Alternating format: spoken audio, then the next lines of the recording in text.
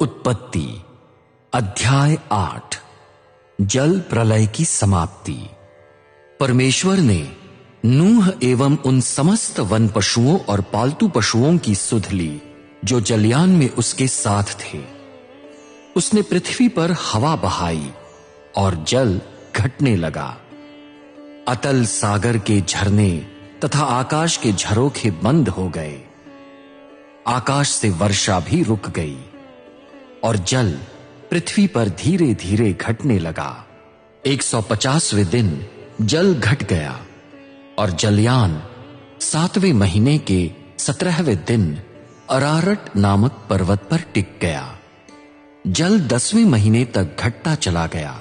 10वें महीने के पहले दिन पहाड़ों के शिखर दिखाई दिए। नूह ने 40 दिन के पश्चात जलयान का झरोखा खोला जिसे उसने बनाया था और एक कौवा उड़ा दिया।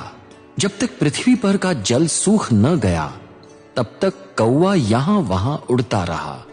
तत्पश्चात नूह ने यह देखने के लिए कि भूमि की सतह का जल घटा कि नहीं, अपने पास से एक कबूतरी को भी उड़ाया, पर कबूतरी को अपने पैर टेकने का आधार भी न मिला, क्योंकि समस्त पृथ्वी की सतह पर जल फैला था। अतः वो नूह के पास जलयान में लौट आई। नूह ने अपना हाथ बढ़ाकर उसे पकड़ लिया और उसे अपने साथ जलयान में ले गया।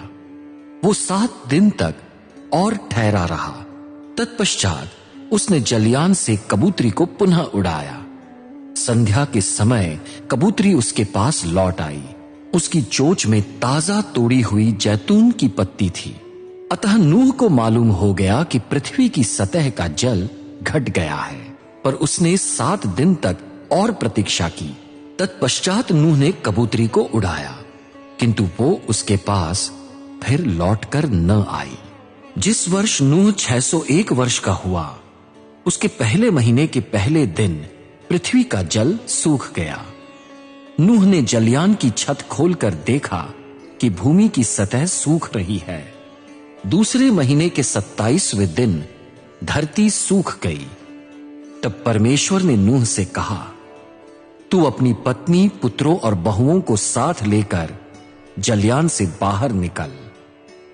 तेरे साथ जो जीवित प्राणी अर्थात पशु पक्षी, धरती पर रेंगने वाले जंतु हैं, उन्हें भी तू जलयान से बाहर निकाल ले, जिससे वे पृथ्वी पर झुंड के झुंड उत्पन्न करें, अत्यंत फलवंत हो और पृथ्वी में भर जाए। नूह अपनी पत्नी, पुत्रों और बहुओं के साथ जलयान से बाहर निकला। सब पशु, रेंगने वाले जंतु, पक्षी तथा धरती के समस्त गतिमान जीव अपनी जाति के अनुसार जलयान से बाहर निकल आए। नूह ने प्रभु के लिए एक वेदी बनाई। उसने शुद्ध पशुओं और शुद्ध पक्षियों में से कुछ को चुना और वेदी पर उनकी अग्नि बलि चढ़ाई। जब प्रभु को अग्नि बलि की सुखद सुगंध मिली, तब उसने अपने हृदय में कहा, अब मैं मनुष्य के कारण भूमि को कभी शाप न दूंगा। बचपन से ही मनुष्य के मन के विचार बुराई के लिए होते हैं। जैसा मैंने अभी किया है, वैसा जीवित प्राणियों का पुनः विनाश न करूंगा। अब से जब तक पृथ्वी स्थिर रहेगी, तब तक बोआई और कटाई का समय, ठंड और गर्मी, ग्रीष्म तथा शीत, दिन और रात का होना समाप्त न होगा।